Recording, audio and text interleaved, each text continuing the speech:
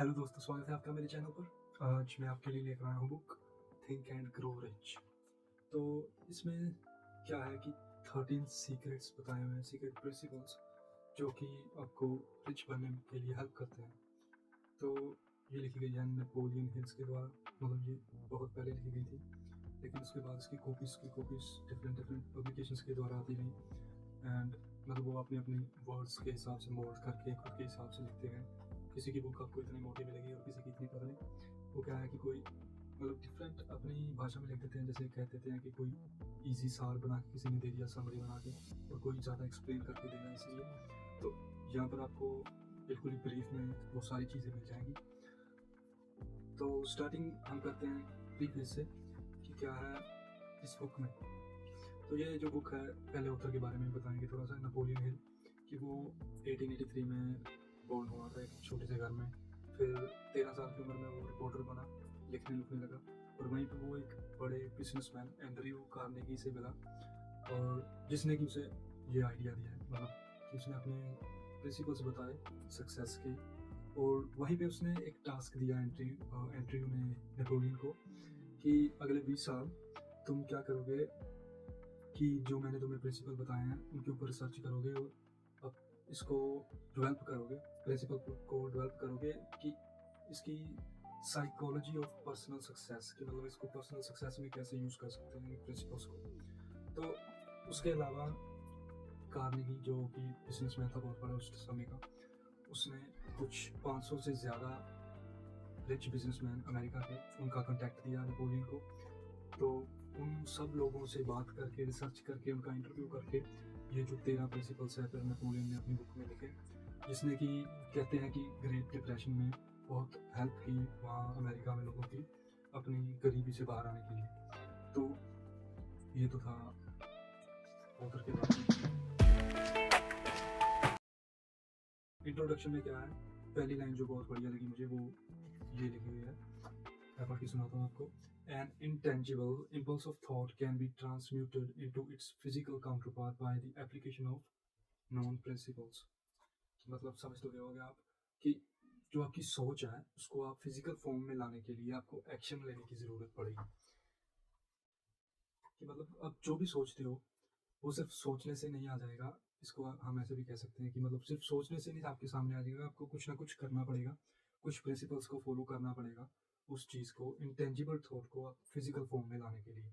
तो वो ये प्रिंसिपल उसने बताए हैं इसमें, कि वो कह रहा है कि आपकी अचीवमेंट के लिए, सक्सेस के लिए आपको एक बढ़िया आइडिया ही इनफ है। बहुत ज़्यादा आपको ज़रूरत नहीं है इतना कुछ सोचने की, स्ट्रेस में जाने की। तो पहला चैप्टर है जो इसमें वो है डिज़ायर। एक और बात कि इस बुक में ऑथर ये भी कह रहा है कि इसको पढ़ने का तरीका क्या है, कि एक चैप्टर एक थिंग, बुक के नाम में भी आप पढ़ रहे होगे, think and grow rich in 10 minutes a day. 10 minute पढ़ो इसे रोज़, एक एक चैप्टर, और उसे अप्लाई करो अपनी लाइफ में। कि जैसे आप पढ़ोगे, अप्लाई करोगे, फिर ही आपको रिजल्ट देखने को मिलेगा। तो पहला चैप्टर जो हमारे पास आता है वो है डिज़ायर, इच्छा, कि आपकी जो फर्स्ट स्टेप है जिसके लिए the starting point of all achievement is desire. फिर वही बात कह रहा है कि वो जो भी आप अचीव करना चाहते हो पहले आपके अंदर वो डिज़ायर होनी चाहिए। तो पहले ऑथर क्या कहता है कि burn all the bridges. Every person who win in any undertaking must be willing to burn his ship and cut all the sources to retreat.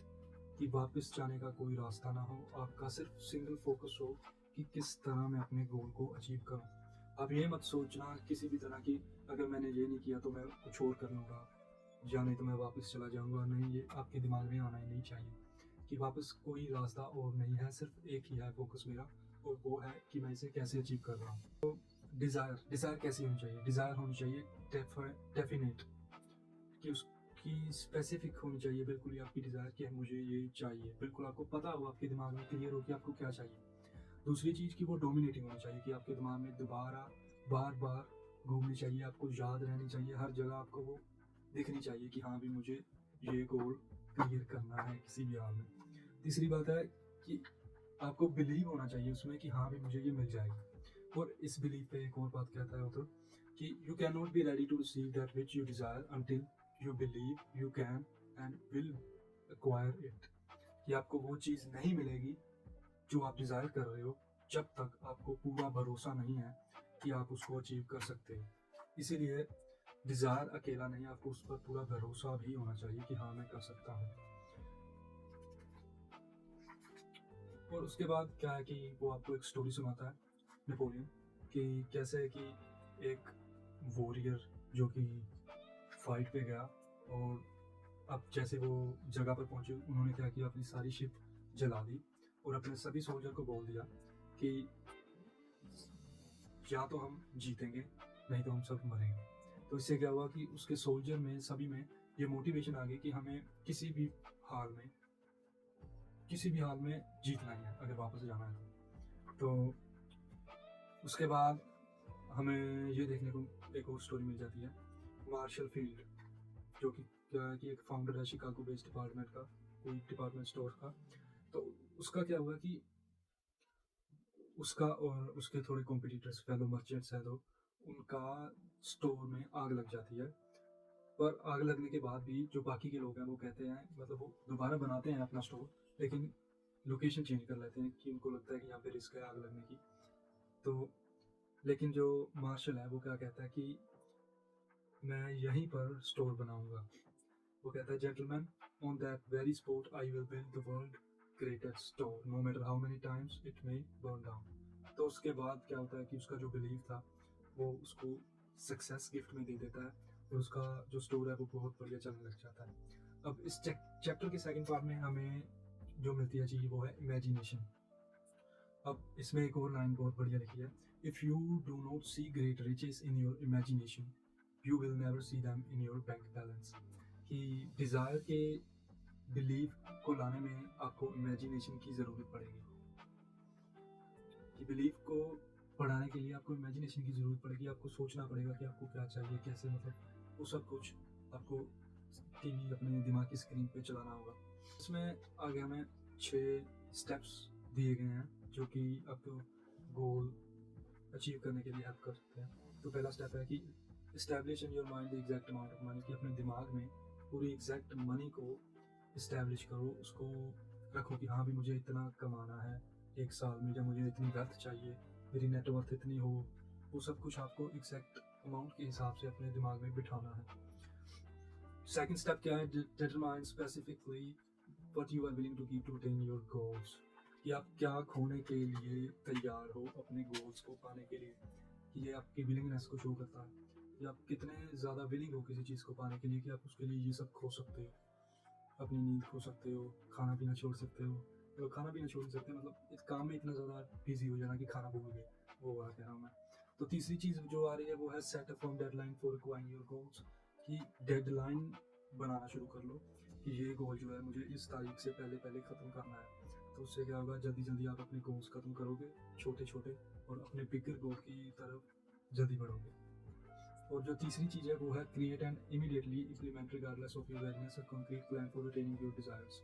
ये प्लानिंग भी बहुत ज़रूरी है, प्लान करो कि आप वो चीज़ कैसे करोगे, और इम्प्लीमेंट करो चाहे आप रेडी हो या ना हो, फिर भी प्लानिंग करते रहो साथ साथ में।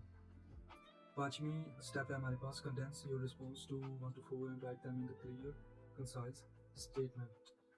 जो पहले 4 स्टेप बताए गए हैं कि मतलब क्लियरली लिखोगे उनको तो क्लियर हो जाता है माइंड में भी जो कुछ है।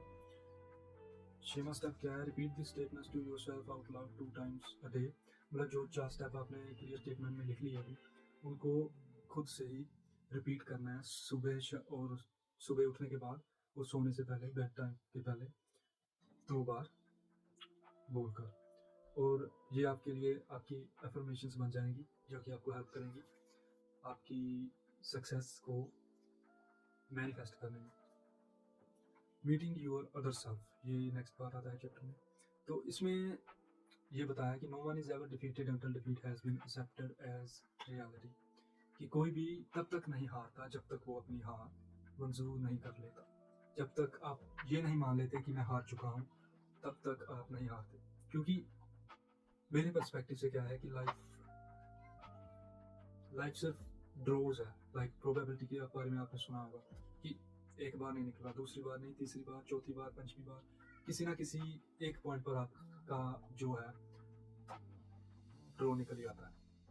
तो वही चीज़ इसमें है कि आप ट्राई करते हो, आप फेल हो जाते हो, फिर ट्राई करते हो, फिर फेल हो जाते हो, तो किसी ना किसी पॉइंट पर सक्सेस आपको मिलेगी। आप 10 बार भी फेल होते हैं, लेकिन एक बार ही आप सक्सेसफुल हो जाते हैं, उसके बाद आपको ज़रूरत नहीं पड़ती दोबारा ड्रॉप आने की। तो ट्राई करते रहें, और वही आपका अदर सेल्फ होता है कि जब आप एक बार फेल हो जाते हो तो आप क्विट कर देते हो, तो तब आप अपने अदर सेल्फ से नहीं मिल पाते, जो कि आपसे कहीं ज़्यादा स्ट्रॉन्ग होता है।